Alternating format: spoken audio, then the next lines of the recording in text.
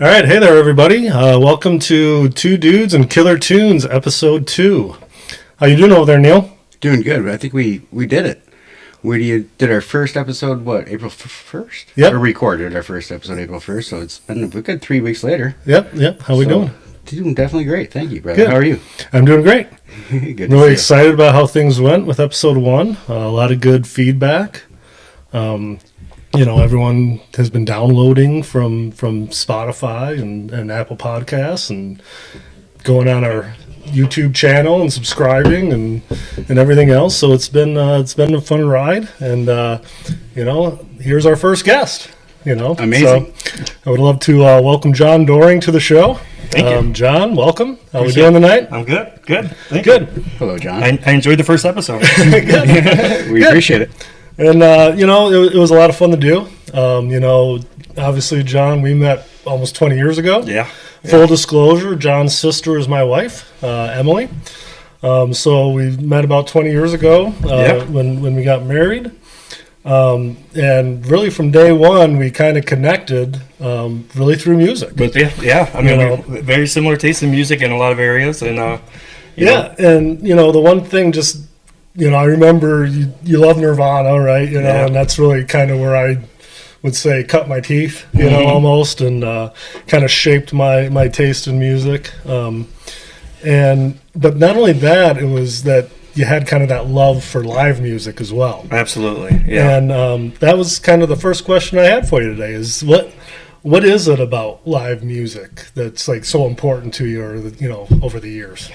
Well, I think that, music in general, it complements what we do in life. There's something for every mood, and to be able to go experience that live, you're always doing it with people that you care about. It's, it's great now, this much later in my life that it brings together people that I haven't seen very often. And so it's just, having that experience. I love it. You really can't beat live music. And then you take into consideration all the venues that you can do it at in the different ways. It's awesome. I love it. Absolutely. I couldn't agree more. I think you hit it on the head. Like there's so many different genres or different musicians, different varieties that you go and see, right? And it's different every time. And I think that's one of the things for me. Even though I've seen a band, 10, 12 times or whatever, it's still different. Yes. I remember being younger and being, how can someone travel around and watch the Grateful Dead year after year, all summer long? But, once you start going to see these bands, and, every show's different. And, and Neil, we talked about this, and that's kind of part of the name, the Killer Tunes. You might see that band 10 times and it might be very similar, but there's that one song they play, so it's a whole different experience. And then, John, to your point, sometimes it's just who you go with. Yeah. It's like, I've been to see, whoever, with John, but this time I went with Neil, and it's just like a totally different experience there. So John, one of the things I remember talking to you early on about was an experience where you went to Woodstock of '99, not the '94 version, but the '99 version, the 30-year anniversary. Yeah. And I just remember thinking, one, that's pretty cool, because I'd never been to a festival, grand like that, right?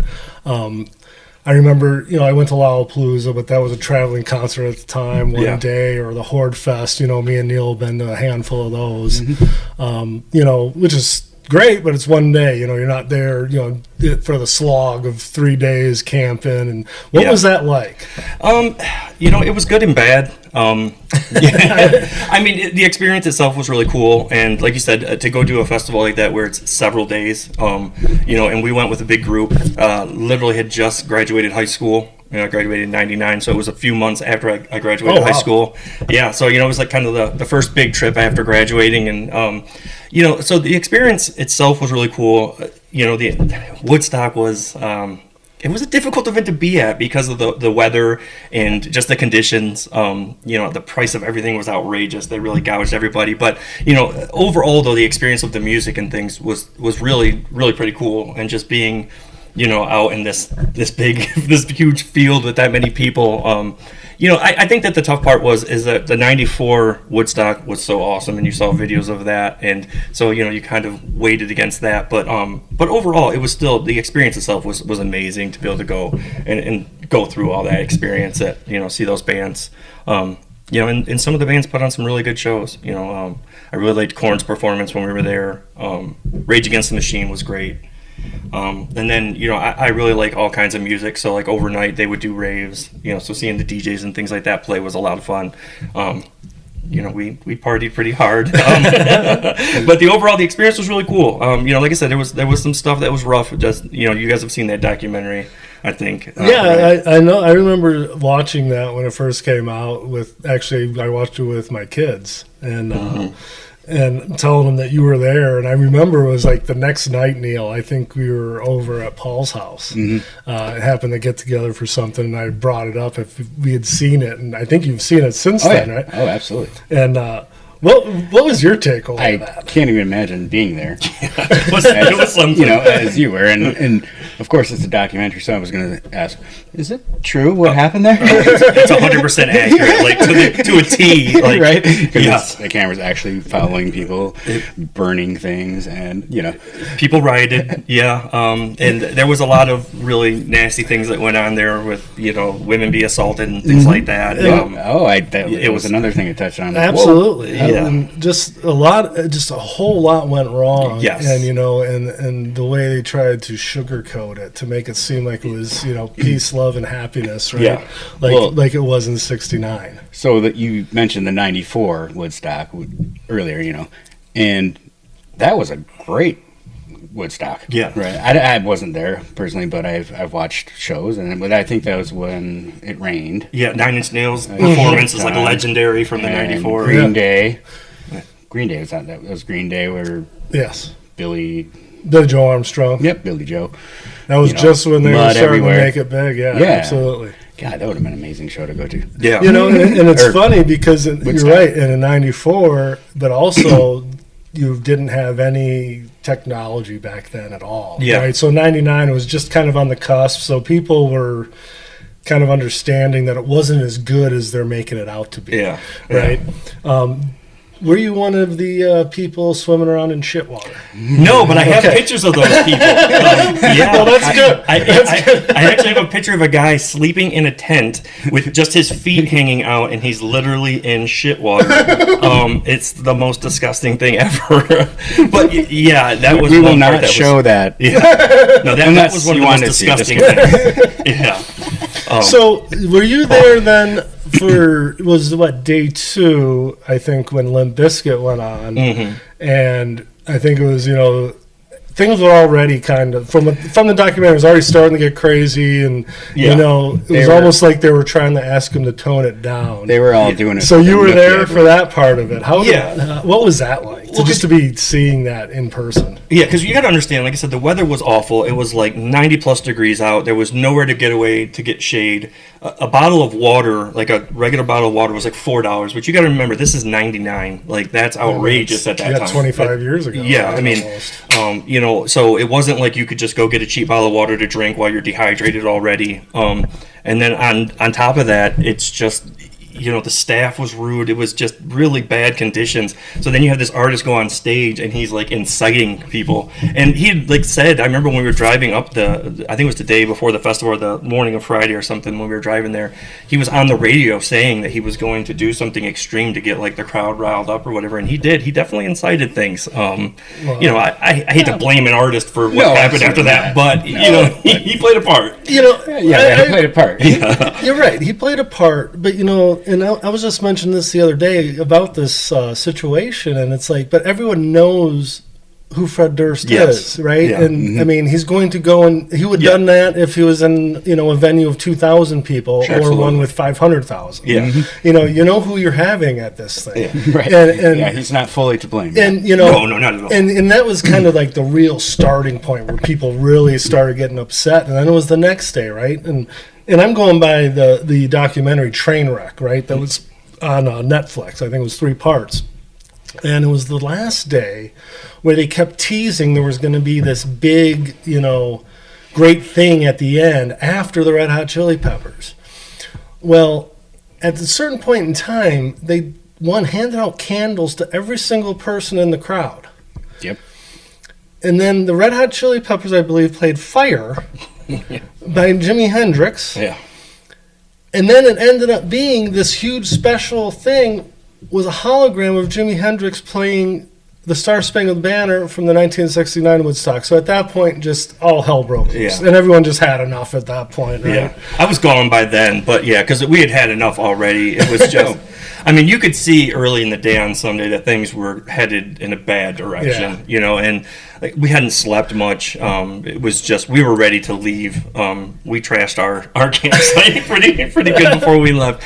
So you started it all. Is that what you're saying? I don't know if we started it all, but we definitely played a part in it. People were fed up. The planning that went into that was just not up to par with what you need at a festival of that size and with that many people. And that was a clear takeaway from the documentary. Yeah. I will say, I will give you and everyone you're with props, because being 18 and 19 years old and having the clear head to say, you know what? Yeah. We should probably just get the hell out of here. Yeah, You can see how bad it was going. When we were talking about having you on, and I'm reading our notes, and I'm like, John went to freaking Woodstock. Dang, that's like, I think I even put, like, how old were you? You literally graduated like 3 months before or something. That's nuts. Yeah. So, obviously the one thing that, when me and Neil were talking, first show we ever went to together, and then, so obviously I was thinking about this with you, I pinpointed the first show that me and you ever went together, and then it dawned on me that the three of us were at the same show. Yeah. We didn't actually sit together. It was the Smashing Pumpkins at the Fox Theater, which we mentioned in episode 1. Yeah. And it was, which was mentioned. Billy Corgan and Jimmy Chamberlain, the drummer, got back together. So after they had broke up in 2000, this was like the first time. And me and Emily, obviously your sister, and you, and then I forget who you were with at the time. We all went together, and we met Neil and his sister and my brother Paul and his wife all at the State Bar. Yes, I remember it used to be the State Theater, and it was a State Bar, and we all met there. I think Pickler was there too. Yep, that's right. Sweet Pickles was there. And if you remember, Neil, and I believe this was right at the same time, I think your father passed away. Yes, yeah. We'll pour one out to Big T, great guy. Big T. But, I remember we all hung out together, and it was the first time where you were meeting a lot of my friends. Yeah. Because, hell, that was 16 years ago now. Well, aside from the wedding, Right. Absolutely. Where we actually really hung out, partied and everything. Yeah. And I just remember, you weren't even a big fan of Smashing Pumpkins at the time. No, yeah, I liked some of their music, but I was never a fan to go out and buy their stuff and things like that. That show definitely changed my mind in that regard a lot. They were great live. They were a lot better than I thought. I do talk to people, and I'm going to go see Smashing Pumpkins concert, and they're like, Pumpkins, same thing. Yeah. I was never really a fan, and then once you go, I'll be honest, when I first heard Smashing Pumpkins, I wasn't the biggest fan, but after you listen, and then, of course, Cal and Paul jamming, jamming, whatever, all those, was it Rhinoceros? Rhinoceros, but a quick blurb about Rhinoceros. I will never forget in high school, right? And, early 90s, I graduated in 93, and that was where everyone had the big bass speakers in their car. Mm-hmm. And I'm going to call out my buddy Mike Geiger here, but we used to cruise around in his convertible Mustang with his bass speaker in the back, but we'd be kicking Rhinoceros by Smashing Pumpkins. And that was really where I first started liking them. And then it was Gish was kind of their first release, and it really went kind of big, but then Siamese Dream came out. Yeah. And from there, and I've thought of it, Neil, we talked on episode 1, the Two Dudes mixtape, yes. And Cherub Rock. Yeah. Cherub Rock was I think I might have been song number 1, because the way that just starts out. One of the best. Absolutely. One of the best songs. But no, I just remember, we all hung out at the bar, but then you were like down on the main floor. Yes. Neil, you and Lindsay, and I forget who you were with, was somewhere else, and then it was like me and Emily and Paul and Leah and Sweet Pickles were up in the thing. But by the end, me and Emily came down with you, and we caught like the last few songs I was before it saying ended. to him, I said, somebody snuck down. That's I right. I couldn't remember who it was. Absolutely. Yes. Me and Emily came, and actually we were just like running down to get towards the front. Yeah. And all of a sudden we look over, and there you are. Yes. So, all right, well, we'll just sneak over here. Yes, that was cool. But it was a great show. But I remember Corrigan was a little feisty that night, if you remember. Oh yeah, because he had a new album, And he wanted was to all play, fired which up is- because everyone wanted to hear, all which the is clap. fair enough. Right, absolutely. Absolutely, Sure. He has that right. He did not play Cherub Rock that night. No, In fact, I couldn't believe it. I was floored. He didn't play Cherub Rock, and then I went back and I looked at the set list. Years later, I don't know, who knows, but it actually lists what they played. I think it was 0, and underneath it said on the actual set list it was Cherub Rock. really. But he got so fired up because people were yelling for that song, so he just Well, played it and then walked off the stage. Yeah. Wow. Well, people were being dicks. Yeah, they were. Let's just be honest, because let the man play his new stuff, and then guess what? He's still gonna play it. He's probably gonna play everything that he's Those are the Yeah. people that have no idea how concerts work. Yes. Yeah, no, seriously though, yeah. They usually Yeah. tour because, hey, they got a new album. They're going to play a lot of those songs. Yes. But they're still going to play those other ones that you want to hear. Those classics, yeah. Unless it's Neil Young and he plays his whole yeah. album all the way through. Oh God, And that was then- that Green Farmer or whatever Yes! that show we went to. Yes! And it was at Pine Knob. Yeah, it was that fine. Tree went with it. Again, I appreciated it, of course, but No, that was terrible. He didn't play anything, You're right. He literally played this brand new album beginning to end. which is fine. And I mean, he's great, He's alive. great musician and everything. But when you don't know it, you don't know. Yeah, right? exactly, You yeah. know, you can only go to the bathroom so many times.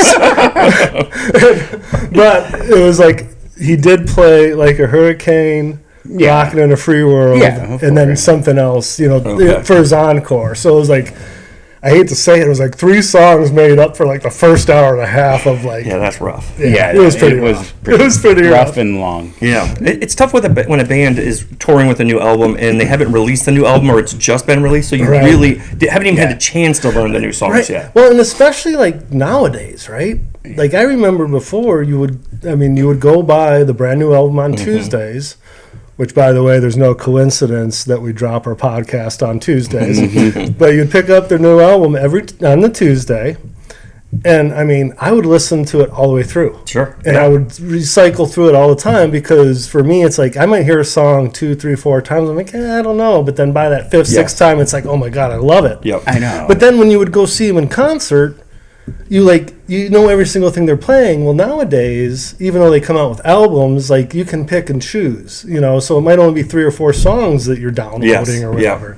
So it totally kind of changes the experience. It really does, yeah. And, And you don't find those hidden gems that way, Right, when absolutely. you're just nitpicking the song based on that first listen. Because most every song you have to hear it at least 3, 4, 5, 6 times before it kind of 100%. grabs you. Yeah. 100%. And you know what? That reminds me of something I'll mention a little bit later when we get on a different topic. Okay. One thing, one of the most memorable shows, John, that I went with you, it was, I want to say it was about 2016-ish, Lumineers. Yeah. I had never seen them before, so it was the first time for me at Meadowbrook in Detroit. So a smaller outdoor venue. I think it's about 7,000 seats or whatever with a hill. We mentioned it in Rochester, right? Yeah, Yep. yeah, right by Oakland University. Oakland University Yep. campus, yep. You said Detroit, and somebody was like, Meadowbrook's not in Detroit. Oh, come on. Yeah. If you're from Metro Detroit, you say Detroit. I But get it, I but tell you what, if I'm down, or in Texas, and someone says where you're from, if I say Rochester, they're going to say, "Oh, New York." Right. So I say Detroit. there you go. I know, I get it. Yeah, I know. So, but no, it was Lumineers, and actually, it was one of those things where the opening act was Borns. Yes, yeah. Which is a Michigan act. And one of those concerts where it's like, man, I'm really excited that he's the opener because he's one really good and has a lot of songs. But But the one thing I will never forget about that show, and I remember me, you, Emily, and then my daughter Elena went to the show. And we had hill seats, so we were, just above the pavilion, across the walkway. But where we were standing, there was like this huge tarp, like kind of covering all this crap by us. Yeah. And you're like, I remember it was you're like, I think we should stand here. Because you knew what was coming, I think. I had an idea. And what was coming? A small idea. They came up and played up there. Played a few songs. Absolutely. Yeah. So I bet they did. They came up, and there was a little stage literally from like me to John. Yeah. And they played like 3 or 4 songs. Yep. And the one thing I'll never forget was they played Bob Dylan's Subterranean Homesick Blues. Yep. Which was the coolest thing to see that cover. I mean, I'm not a huge Dylan fan, but I love that song. They did it justice. Absolutely. Yeah. And so that kind of brought me up to the next topic was, one, your thoughts about that show, but 2, going and seeing bands and one of those covers that they play that just like blew you away. Yeah. For me, that was probably one of the coolest ones. I have a couple other ones, but I wanted to see what you guys had on your list. Well, first, about that show, I will say that was probably one of my favorite shows of all time. It was amazing. It was really cool the way it turned out that the 4 of us got to go together. Yeah. Because I don't know if you remember, I'd actually bought 2 tickets and then bought 2 more, and I was going to take Elena, and I was going to sell the other 2, and I ended up giving them to you guys because I didn't know you guys liked the Lumineers, so it turned out really cool.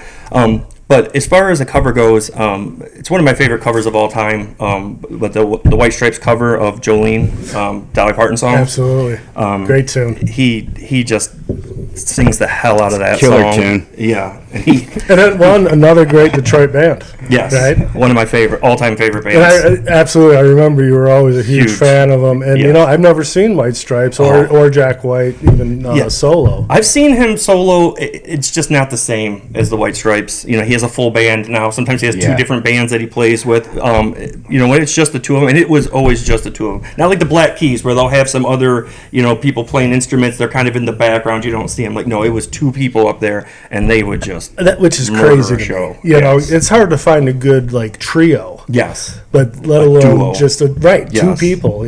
Yes, that's crazy. And that cover. If people haven't listened to that cover, go out, do yourself a favor, and find it and listen to it. I'm sure you could probably find that on Spotify, as you can find 2 Dudes and Killer Tunes. Yes, 2 Dudes and Killer Tunes. It's on one of their live albums. What about you, Neil? To not piggyback at all, but All Along the Watchtower by Dave Matthews Band. I think I had to have said that I think I've seen it absolutely. A couple times. At least more than once for sure. Pine Knob or wherever we have seen Dave Matthews Band.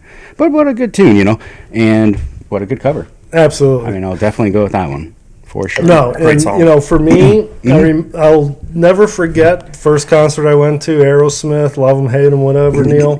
But they actually played Red House by Jimi Hendrix, which I remember hearing, and I'm like, I have no idea what song this is, and you know what? I appreciate it a lot more, 30 some years later than I did back then. Yeah, Aerosmith's good when they play other people's music. But the one for me, obviously besides the Lumineers, is Ben Harper. And he does a medley kind of where he starts playing his song Faded and then goes into A Whole Lot of Love by Led Zeppelin. Oh, nice. And, I mean, again, Ben Harper definitely, he isn't always everyone's cup of tea, but for me, seeing him sitting down playing that slide guitar, and I mean, then seeing him be able to go acoustic, it is just a great show. But that song, I mean, he just jams for about 7 or 8 minutes, just tearing it up on that guitar, which we'll get to it later. But Ben Harper's coming to Royal Oak Music Theater in October, and I got tickets the other day, so I'm so excited about that. Okay, is that a weeknight? It is. It's a Wednesday. Of course it is. And if we touch on this, but Detroit, I believe, gets screwed on that aspect as far as having good acts come on like a Friday or Saturday where you can, you don't have to go to a show on a weekday. Do you know why that is, though? Do you know why they come on weekdays so much in Detroit?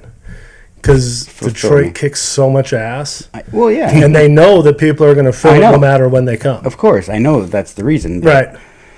And of course, you can find a good show that'll happen on a Friday, Saturday. We all can that we would want to see, but there's just so many of them. Yeah, you know. yeah. I got a whole list that we'll talk about in a little bit. I'm like, oh my god, if I went to every one of these, I would need like 3 jobs to like actually afford all. And to be honest, I think that other cities probably have the same complaint too. Like, I'm sure people in Chicago, New York, and blah blah blah say, "Man, why can't they come on a Saturday or a Friday? But I have to see them on a Tuesday." Well, whatever. Suck it up and go. That's all I say. You're 100% right. You know, and like especially me now. I'm like obviously getting a little older, and I'm like. Man, it sure would be nice to just sit on my couch on a Tuesday night, you know. Instead, I mean, go to that show. I mean, like I said before, like, if you want to go to a show, go to it because you never know when they're going to break up. You never know if someone's going to, you know, die or anything else. So, I mean, if you want to hit them and it's a band on your bucket list, make sure you hit them. So, there's a couple other ones, John, that we've gone to. Mm-hmm. You know, one, Jack Johnson, me, you, and my son Avery went to that. Yep. And I mentioned, I like Jack Johnson, and you know, we talked about him before. He's a great musician. We saw him at Pine Knob, though. Yeah. We were in the Hill. It just seemed like too big of a venue for him, to me, you know. Wasn't his best. I can't argue that he put on a great show and he's got good songs, but it's like when you have that huge thing and you know, and it just seemed big. Yeah, and I would, and I mentioned I would rather see him at a much smaller venue. Yeah, you know, I've seen him a few different times. Saw him there with you. I saw him at Meadowbrook, which was amazing. We were like 4th row. And then I also saw him outside of Cleveland at an amphitheater. I don't know what the name of it was, but I want to say it was bigger than Pine Knob even. It was huge. But again, we had like standing room, but it was like the pit standing room up front. Okay. And when you know his shows, when you're up close, there is a different feeling. Like some of those bands, you can get that vibe far away. Right. I get what you're saying. Like you don't get it as much. His music isn't as full as some bands. Right. You know, so I don't know that it carries as well. But when you see him up close and you feel like you're kind of almost in an intimate setting, his concerts are amazing. 100%, and that's always what I felt with him. Like if you're up close and you're kind of like right there, feeling it, and you know, because even you know, I think of like Ben Harper. I mean, he'll rock out and jam, but then he has a lot of slow acoustic stuff. Neil Young's the same way, or you know, Crosby, Stills, and Nash. Where Jack Johnson, that's him 100% of the time. Yeah. You know, he's acoustic, his songs are feel good, you know, whatever. Back, but he never, like, goes to that electric guitar and just tears it up, you know. It kind of changed things up. But I agree. If I was down close, and you know what, if Avery was having a little better time, you know, maybe that might have... It didn't help that by the time we were trying to leave, I think it took us an hour and a half to get out of that parking lot, That was awful. That was maybe the worst leaving a concert I've ever I've never seen anything like it in my life. Well, what happened with We could have walked home. Yeah. He wasn't feeling it. Oh, okay. He just wasn't feeling it. Okay. I thought he might have got sick, and that could have been a story you could tell, but whatever. No, to be honest, you know, I'm like, hey, you want to go? He's like, yeah, I'll go. You know, and then, you know, he was still pretty young. Yeah. He was maybe like 9 years old. He was over. Yes. Yeah, exactly, you know. I don't know why it ended up just being the three of us, but... I don't remember either, but you know what? There was actually, what I do remember, there was a few songs where G Love came out with us. And I'm like, okay, and like I started feeling it, you know, they kind of had that groove going. And then, you know, he left, and then special sauce. He did deliver some special sauce. You're absolutely correct. Well, I mean, it's in his name. So, one of the ones though that absolutely loved, Mumford and Sons. Yes. Is that LCA, and I said this to Neil, I think when they built LCA, I think they did a pretty good job taking into account that they're going to hold a lot of concerts. Yeah, I mean, as long as you're not way up high, because for any event, because it gets very steep, and but like compared to the Palace, to me, like seeing a concert at Little Caesars Arena is night and day better than like it used to be at the Palace. Yes, without a doubt. And Mumford and Sons they were very wise to put the stage in the middle of the main floor rather than all the way at the one end. Sure. That helps the whole experience, in my opinion. And, you know. Absolutely. And full disclosure, I didn't remember this whatsoever because we met up before. I forget the bar that we met at the time, and it's like right outside the place. It's like connected to it, yeah. And me, Emily, and then you and Jesse, I think it was. Yep. And we're going in there, and I was feeling no pain. And it wasn't until the other day you're like, oh yeah, I got a video of them playing "Hurt" by Nine Inch Nails. Yes. I'm like, they played that song? No recollection at all. Yep. But there's another one of those covers. Yes. Yeah, I was there. But you did show me the video. And I'm like, oh yeah, that's sweet. Yeah. But that's just one of those bands that, I remember hearing them on the radio a song or two, and then, and actually it's my wife's favorite band in the world right now. And me and her went and saw Marcus Mumford at the Fillmore last October. And really cool event. I mean, it was just him with his solo stuff, but he did end up playing a couple Mumford songs. Yeah. And actually at one point, played one of the Mumford tunes that's escaping me right now, but nothing at all except acoustic guitar and him singing, no microphone or anything, and everyone was just dead silent, and just him singing. It was so cool. Oh, right on. Yeah, I mean, it really is. They're a great band, great live, and like you said, having the center stage. Yes, big difference. Right, because even, you can be in the lower bowl, but if you're way back, you're not really feeling it, but the way they had it set up, everyone in that lower bowl had a great seat. It was such a cool concert. Yeah, and we were even upper bowl for that. I mean, we were the front row of the upper bowl, but you still felt like you were right up close. I had upper bowl far back for Jack White solo there, and we ended up paying to get better seats because you just couldn't. You're so far away, you couldn't see anything. Yeah. I remember you telling me this. Yeah. Oh, it blew my mind that you had horrible seats. Yeah. And then you can go to the box office. Yeah. And you're like, hey, can I trade these in for better seats? Yeah. And there might be an upcharge, but sometimes they just kind of they're like, hey, here you go. When I went and saw Tool, they gave us a free upcharge, and it wasn't like you're going from upper bowl to even the upper lower bowl. It was we were on the side of the stage, 2 sections over, 15 rows back. Amazing seats. Our seats were terrible before that. And the Jack White ones, we went from way up there to 15 rows back on the the lady told us you might be on the side of the stage where you're kind of looking from the side, but we ended up being just enough out where you could see perfectly, and we were literally in the same row as his mom. He brought his mom up on stage. She was about 7-8 seats down from us. That's hilarious. Yeah. No kidding. Yeah. But it was cool. I mean, for people out there listening, I mean, I never even knew this was a thing. Yeah. You could have horrible seats, go to the box office right before it starts, and just say, hey, I mean, is there anything better that we could trade these in? There might be an upcharge, there might not be. Tell you what, treat them like a normal human being, and they might give you a break. Yeah, I mean, and like I said, with the Tool ones, they gave them to us for free. And I heard them charge somebody else right before us. The guy was the guy was like, here, I'm just gonna exchange them for you. That's hilarious. All right, But yeah, I mean, if you go, usually they're going to upcharge you and you're going to pay the difference. But, if it's the difference between being way up there and not being able to see and being down where you can actually enjoy the show. But it might be a difference of $30. You're not getting charged the convenience fee and all those other charges, right? So, I mean. And sometimes seats become available that maybe they weren't going to sell to the public, and all of a sudden you can get, these really good seats that you couldn't get. So is that the same show that you played some videos of? No, that was Mumford & Sons I played up there. Okay. The Jack White show was the one where I switched, yeah. Okay, all right. Well, there was the Jack White one and then also the Tool show, yeah.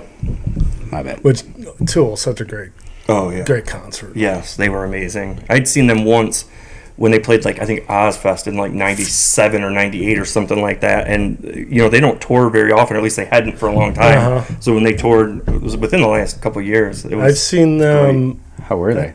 Oh, they were amazing. Oh, yeah, they're great live. The first time I saw Tool was on the second stage at Lollapalooza in '93. Oh, nice. So, I mean, I was literally me to Neil from watching them play sober. I mean, it was amazing on this little stage. I bet it was. And then that must have been when that album dropped. Yes, and then it was in February of '94. I saw them at the State Theater. Oh, damn. And I had general admission, and back then, I was 19. So I weaseled my way all the way up to the front, which was amazing. And then the last time was actually at the Phoenix Amphitheater in Pontiac. I don't know if you guys remember. I do remember the Phoenix Amphitheater. Sure. Yes. And remember, it was like on the top. It was like on a parking garage. Yes. Yeah. Yeah. And I don't even know if that's a thing anymore. I don't think it. I really don't know. Yeah, Pontiac people, let us know. I don't think. I don't think it's. But yeah, I forgot about that. And you know what? And that was probably, call it 95-ish or 6-ish, somewhere in that range. And I have not seen them since, but I mean, I just remember it's just great show. Yeah, they are absolutely great. Phenomenal live.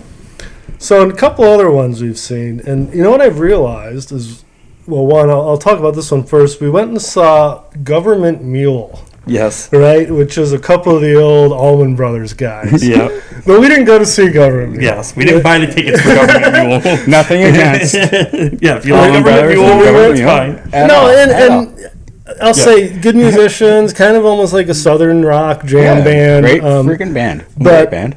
We went because Avett Brothers were opening. Yes. And I know you were It was a like a huge co-headline tour, I think. Yeah. But they were going to play first, though. Yep. Yeah. And, you know, you're like, to me, hey, you guys want to go? And I mean, I'm always a sucker for a show, especially in the summertime, right? Absolutely. And so we went and saw Avett Brothers. Great band. And Neil, I think you've seen the Avett Brothers before, right? Where did you see them at? I've seen them a couple times. I can't even recall the one time I saw them, but definitely seen them in Grand Rapids with my sister and her husband, Jeff. And a sweet guy named Brett Denon opened up. Okay. Nice. I like some of his stuff. Yeah, Brett Denon had a couple good tunes. Is he a ginger? Yeah, oh yeah. Okay. Yep. Yes. He has the orange hair. But yeah, that was a phenomenal concert. See, I'm not a ginger. I'm strawberry blonde. Yeah, no, I know. Hey, that's why I wasn't saying anything. I know what you are, bro. And actually, my boy Nathaniel and his dad, Mr. Heiser, he's a big time Avett Brothers fan. But yeah, what a wonderful band. They are. They're great musicians. It is, and Great musicians. It's just really. Yeah, I can't even say more. They're just really. You know, it's one of those awesome. ones where, like, you know, I hear their songs like on the radio or on their album or whatever, but it doesn't do it justice until you see them live. Yes. Yeah. You know, and you know, there's bands like that. Yeah. Where it's like you hear their recorded stuff, but then when you actually see them live, it's like a totally different experience. I mean, Rusted Root's one of them. Yeah. You know, Dave Matthews is another one. Really, you know, when you think about hearing their recorded songs versus what you see live. I recently saw Dave Matthews from like 1992 or something, like in a mall, and I'm like, he's so skinny, so young, and just he had hair, like, you know, but just jamming. I'm like, oh my Fish. There's another one, or Grateful Dead, right? Their recorded albums are nothing, and to me, the Avett Brothers are kind of like that. Mm-hmm. Well, I like the recorded stuff a lot, but not that I don't. live, but when you saw them live, it was like, wow, they really, you know, it's really something. Yes, yeah. And it was a good show, but I do remember, I think, you know, we were on the hill for Avett Brothers, and we ended up going down to the seats for Government Mule, and we made it about 2 songs. Maybe 2. Yeah. But remember, it was like they called it "Dark Side of the Mule." Yes. And they were playing Pink Floyd songs, which it just blew my mind. Really like, weird. what? I didn't get it. No. I didn't understand it. So if I remember right, we actually left early and headed up to the Jonas Bar right down the street from us. Had a few pops there, and then called it a night. Yeah, if you remember, Emily and Nicole were not feeling the Government Mule. They were like, we got to get out of here. Believe me, I picked up on that signal real quick. I think you picked it up first when Government Mule was the. I think we picked it up when we bought the tickets. Emily still holds it against me now. Nothing against Allman Brothers. I love you. When you took me to that awful concert, I'm like, just the headline. But right, you like the Avett Brothers? Yes. No, she did. She did. So the other one, and this is a topic that I wanted to bring up, was Lumineers at Little Caesars Arena. Yes. And again, a big venue, Lumineers isn't, a huge, killer act, but they commanded that whole, arena. And they did the same thing where they went into the middle of the Right, the crowd. stage extended into the middle. Well, remember they walked down there because I was even on the the main drummer, floor. his kit popped up from the Yes, ground. Remember, yeah. and he was out in the Yeah, middle. because I was in the main floor and they had a walkway through the middle, and they went right past us and they went and performed. It's like when they play these big venues, they put a stage halfway in there, so like even the people in the back are going to get at least part of the show from a good seat. Absolutely. It's really cool that they do it like that.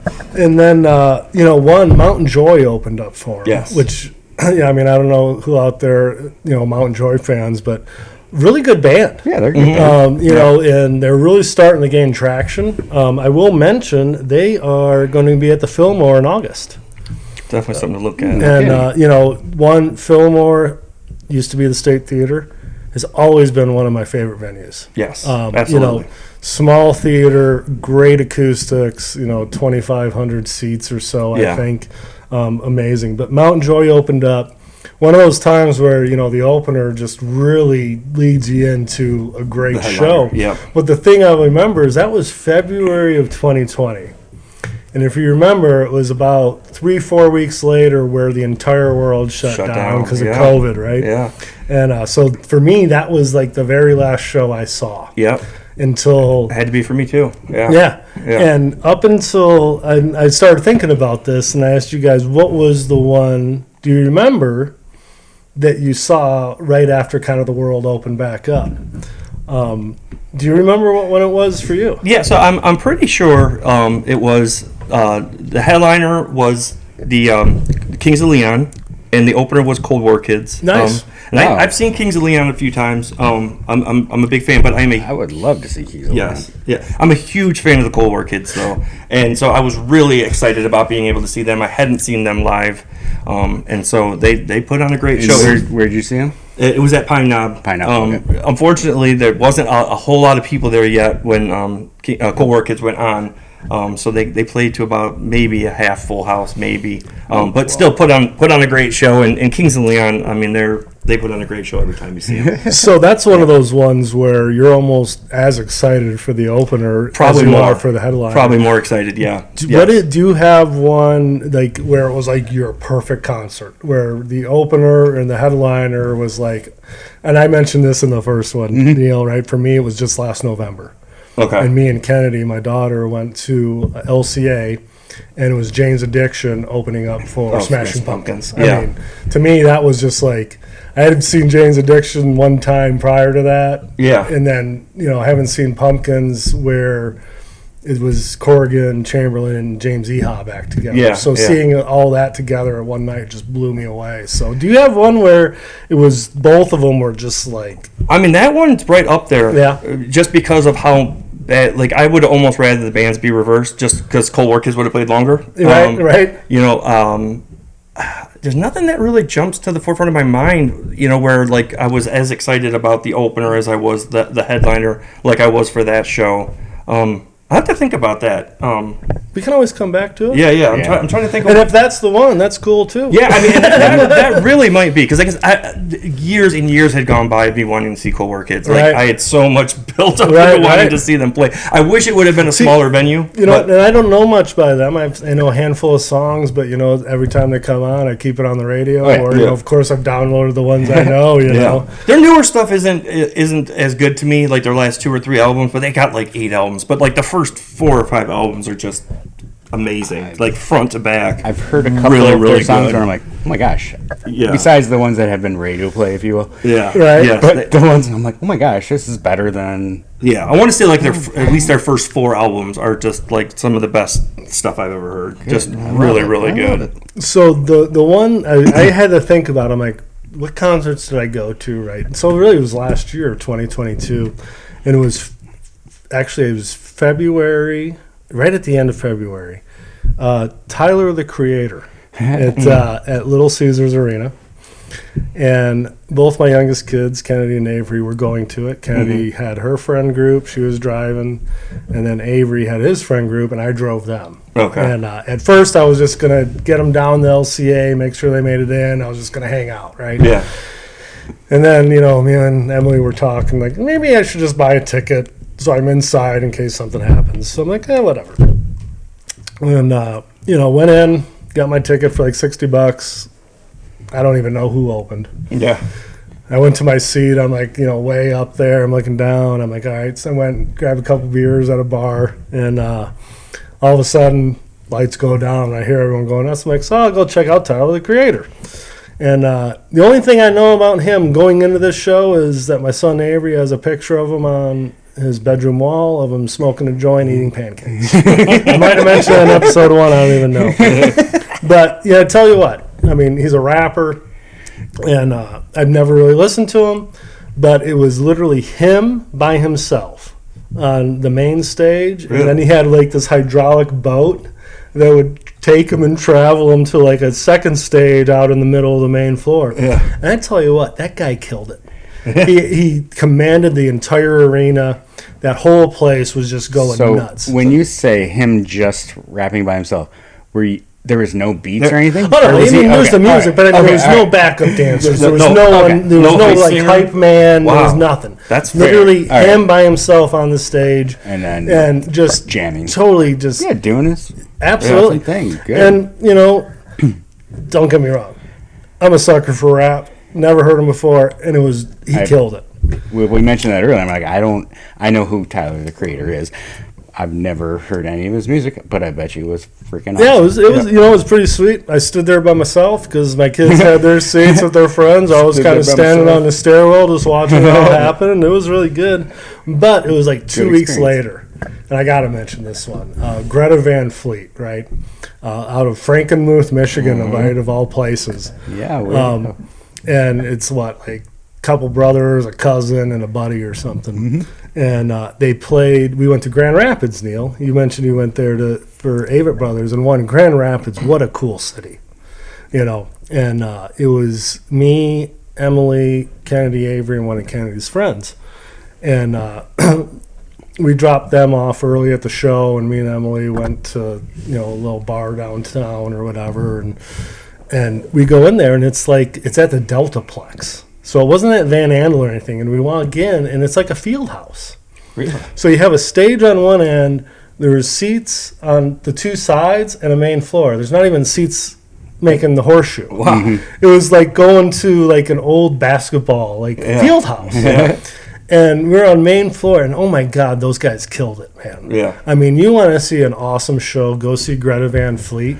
And I do know, literally today, they had tickets on sale for LCA coming up September 8th, actually. And didn't you see them with Kennedy at LCA after that? Or nope, actually it was before that, and I think it was 2018. Me, Kennedy, and one of our friends went to the Fox Theater. Okay. And it was December. You had sent me some really nice videos out. I'm like, holy crap. Oh, the Fox, the Fillmore, such great venues to see. And those guys, just literally a great rock band. A good 4-piece, lead singer, guitar, bass, drums, right? Yeah. And good for them. Yeah, honestly. And I would recommend going to see those guys anytime. And you probably know, everyone already knows a handful of songs. Mm-hmm. You've already, without a doubt, you go, and it's just a great time. And I think they have a new album out. Yeah, absolutely. New albums just came out. Don't know the name of it, but whatever. Look it up. In fact, my daughter told me to download, told me to download a song. I did, and she's like, "What do you think?" I'm like, "I think I need to listen to it 3 or 4 more times."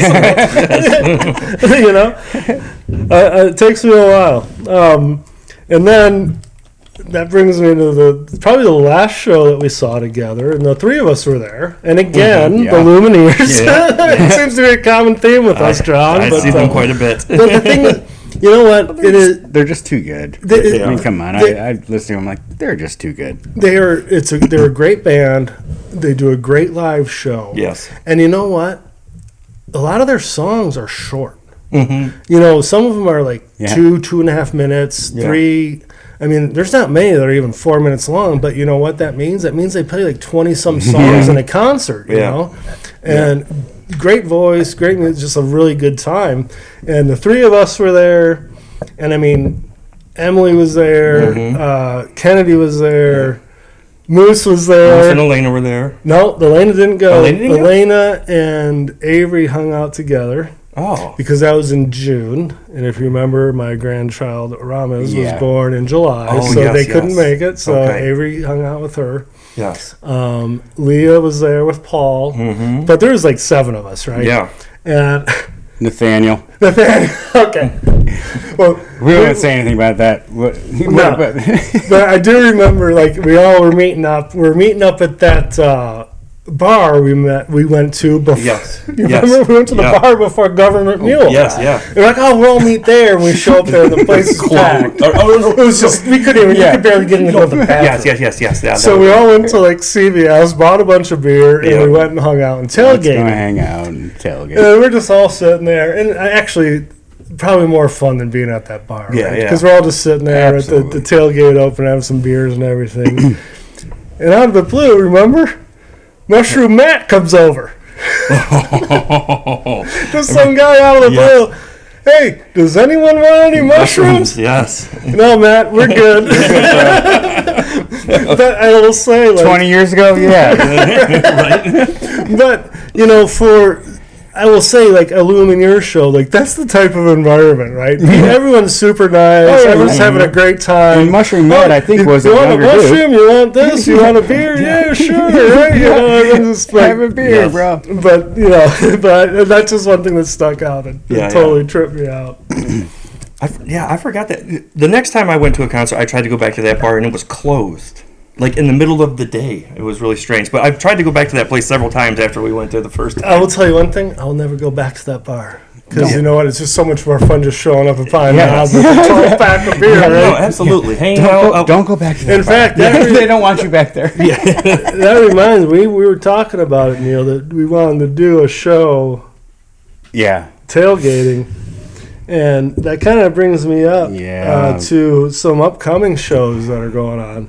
And since we talked last, I think we mentioned I had Lumineers tickets, which John we're going to, right, at Pine Knob.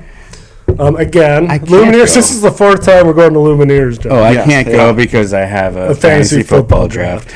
Way more important. Yeah, absolutely. Priorities, right? Priorities. Well, it's set in stone. I mean, All come right. on, Lumineers. You couldn't come August 24th?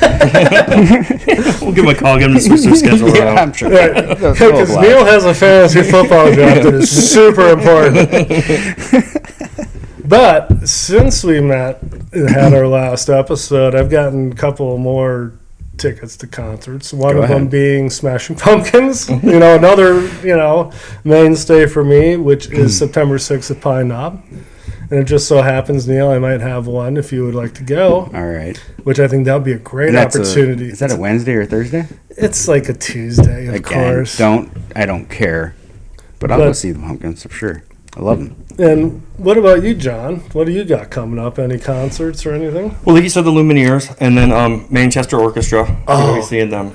That's awesome. Yeah. Because, they're one of those bands, I don't know a ton about them, right? Oh. For me, it's mainly Gold and Bedhead, which those 2 songs just are killer. Great, yeah. And I had them on my list here. I saw they're at Freedom Hill, Yes. which I've never been to.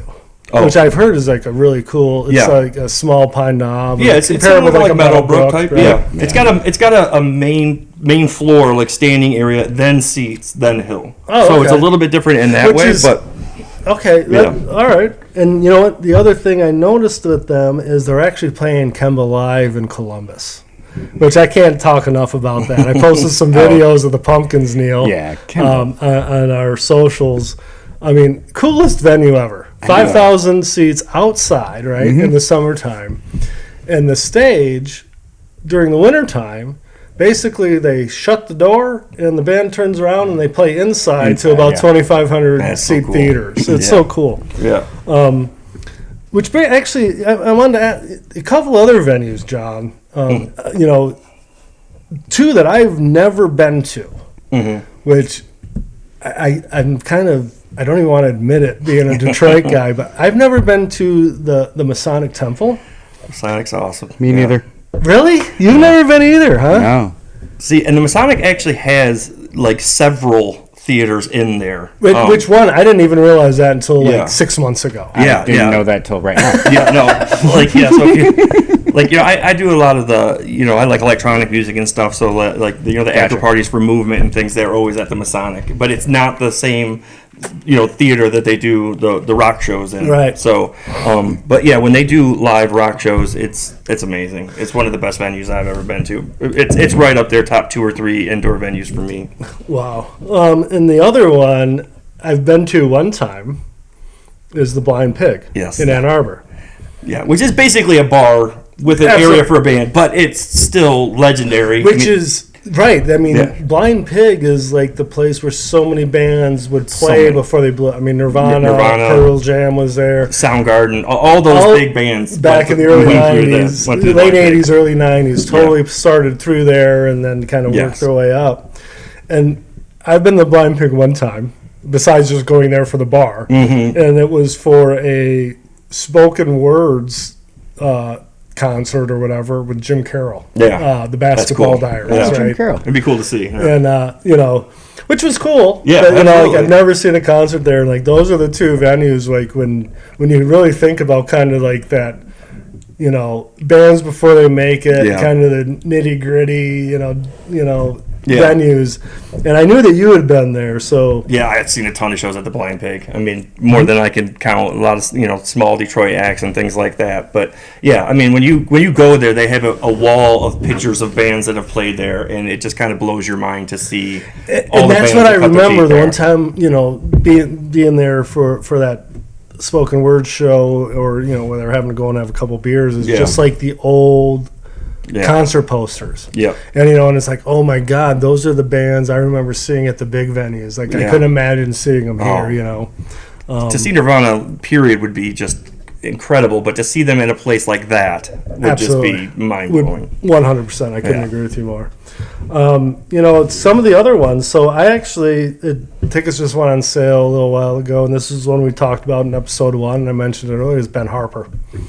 And I picked up a couple tickets for that in October.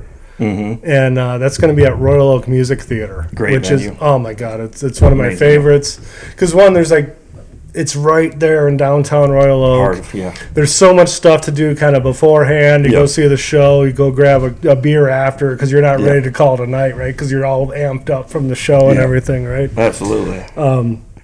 So that's one I got tickets for.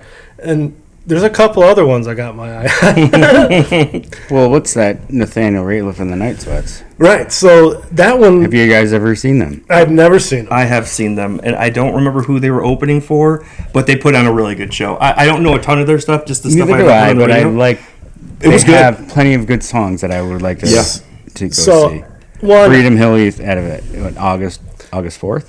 yep. Yeah. So Oh my they gosh, played that's my birthday. hey, birthday concert. Hey, there you go. So one, a good buddy of mine, Jonathan Davia, has seen Nathaniel Rateliff, I think a handful of times. Sure. And I've never seen him. He says it's one of the best shows. It was good. And, every song I hear, it's like I probably know 7 or 8 of them. Yeah. So it's one of those ones where you go to it, you're going to know everything anyway, and it's just going to make you appreciate it even more. And then I started looking at them, like Freedom Hill on August 4th, which is a Friday, Neil. So one, that, puts the kibosh on your weekday concert. Yeah, happy but Friday birthday. if you notice, the next night they're playing Kemba Live in Columbus again. Kemba Live popping up, right? And that's what I actually said to my buddy Davia, that he was from Columbus. He went to Ohio State and everything. I'm like, tell me that wouldn't be the best road trip, right? Head back to Columbus, see Nathaniel Rateliff at like literally one of the best venues ever. So that one I've really got my eye on. We got Mount Joy. We mentioned them. We saw them open up for Yep. Lumineers before, and they're at the Fillmore. That's nice. Yeah. So one super small theater. Yeah. I mean, if you're looking for a cool concert to go to, you want to see a great place. I mean, those old school theaters are just gorgeous on the inside. Acoustics are amazing. Yeah. They got the cool bar. Right Yeah, up above. Right at the main floor Right there. area, pretty much. We got Greta Van Fleet. We mentioned. I mean, Weezer with Modest Mouse. I mean, it's not something that I would probably be a huge, like, oh, I gotta go. Modest Mouse, I would like to say. I'm not a huge Weezer fan, but Modest Mouse. Weezer's first 3 albums were really, really good. Yeah. I've seen both of those bands a couple times. To see them together, I think would be cool. That's my point. Yeah. That's why I wrote this one down. It was like, I'm not the biggest Weezer fan, but you know a crap ton about them. And Modest Mouse, I've heard enough. Yeah. Right? Lampshades on Fire, right? I think is Modest Mouse. And then, but seeing those two together, it's one of those shows that, like, it would be you're a good super show. excited for the opener, leads into a big one. I backed my car into a cop car the other day. And then the last one I wrote down here, which I have no interest in whatsoever, but Kiss. They're like, what, final tour, right? Playing LCA in October. Them and Bob Seger. Yeah, I've never been a Kiss fan. I haven't either. I figured I'd throw it on there because there's going to be people out there listening like, oh my God, So Kiss, I many people love love them, the best ever. Yeah, fair enough. And Detroit Rock City, it's like you almost have to mention them. But it's like not, of everything on the list, I'd probably put them at the bottom. Yeah. I mean, people love them. Let's put it this way. If someone gave me tickets tomorrow, hell yeah, I'd go. Yeah. Because I could say I went to Kiss's last show in Detroit, Yeah. Detroit Rock City. But you know what? I ain't paying whatever it is because you know where that's going, straight to Gene Simmons' stupid pocket. Yeah. Right? Stupid Jesus. So, wait. Gene Simmons or Sting? Fuck them both. I love it. There you go. I love it. So, that kind of brings us to the end of the show here, right? Mm-hmm. One, John, so happy that you joined us. Yes, thank you. First guest. I right? know. No It's matter exciting. what, wherever this thing goes, you can always say I was the first I actual was the guest first. on Two Dudes and Killer Tunes. Appreciate it, John. Absolutely. Absolutely, Neil, absolutely love what we're doing here. We're doing it. No, 100%. And you know what? We've gotten a lot of good feedback. I'll say, we got all of our socials going, right? So we got our LinkedIn company page. And I mentioned earlier, 215 followers already, right? A lot of interaction going on. Instagram, we're trying, but I'm an old guy, right? Instagram's like a whole different animal to me. I do think I have an Instagram. But I will say, obviously you can find us on Spotify, Apple Podcasts, everything. We have hit 100 downloads. We got 33 subscribers on the YouTube channel, so hey, we're starting to make some noise. But 280 some views of episode 1, and here we are, episode 2 with the first guest. We're going to be recording, really for the next 3 or 4 weeks. We have, in the next 3 weeks, I think 4 guests that we're going to be recording. A lot of good stuff coming up. Just like we're doing here, right? Yeah. Meeting up with some good friends, some family, people that, some of them we haven't talked to in 30 years. Yeah. So all I'll say is absolutely had a blast tonight. Actually kind of sad to see it end. But, kind of me too. We'll see everyone for episode 3. Check us out on all the socials. Make sure you subscribe to that YouTube channel. And we'll catch you for episode 3. Thanks, guys. All right. All Thanks, right. guys. Have a good one.